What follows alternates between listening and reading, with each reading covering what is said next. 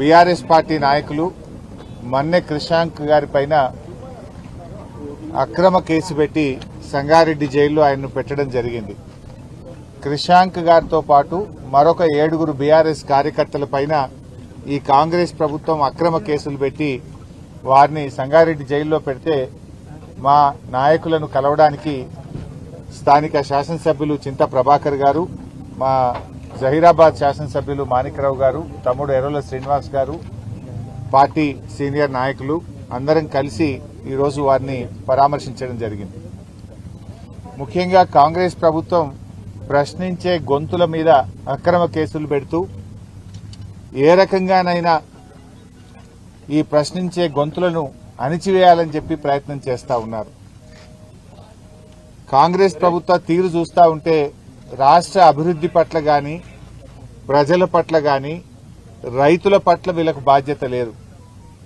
ప్రభుత్వ అక్రమాలను, ప్రభుత్వం చేస్తున్న అన్యాయాలను, ప్రభుత్వ వైఫల్యాలను, ప్రభుత్వం చెప్పిన మేనిఫెస్టో అమలు తీరును ప్రశ్నించే గొంతుల మీద కేసు పెడుతూ మమ్మల్ని మీరు అడుగుతారా అనేటువంటి అహంకారపూరిత రాచరిక ధోరణిని ఇవాళ కాంగ్రెస్ ప్రభుత్వం అవలంబిస్తా ఉంది. ఆనాడేమో 6 గ్యారంటీలతో పాటు 7వ గ్యారంటీ ప్రశ్నించే హక్కును కల్పిస్తాము అన్నారు. ఈరోజు ఎవరు మాట్లాడితే వాళ్ళ మీద case, vigilance enquiry, CID enquiry, కమిషన్లు, అక్రమ కేసులు, అరాచకాలకు పాల్పడతా ఉన్నారు.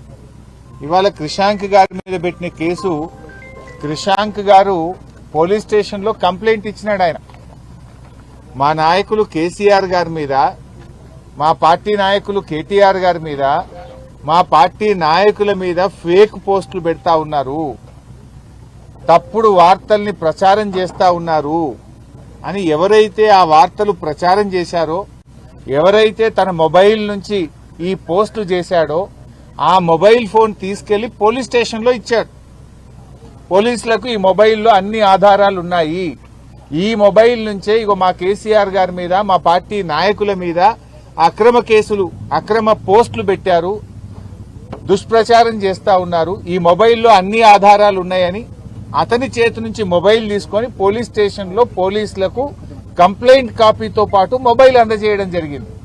ఇప్పుడు ఎవరి మీద కేసు బుక్ చేయాలి? ఎవరైతే బీఆర్ఎస్ నాయకుల మీద ఫేక్ పోస్టులు పెట్టినారో, తప్పుడు పోస్టింగ్లు పెట్టి తప్పుడు వార్తలు రాసినారో వాళ్ళ మీద కేసు పెట్టలే. కంప్లైంట్ ఇచ్చిన క్రిషాంక్ మీద, క్రిషాంక్ తో ఉండే కార్యకర్తల మీద కేసులు పెట్టి వాళ్ళని ఎలా జైల్లో నిర్బంధించింది.